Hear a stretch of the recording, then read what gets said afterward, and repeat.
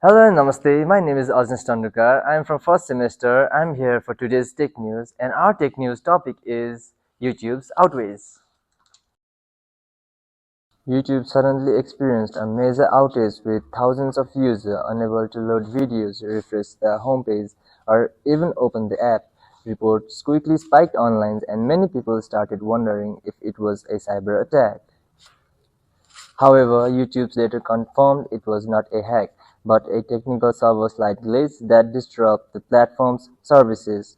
Engineers worked on the issues, and within a few hours, access was fully restored. Everything is now back to normal, but it is a reminder that even the world's biggest tech platforms aren't immune to sudden crashes. Thank you for listening our tech news. Please do like, share, and subscribe.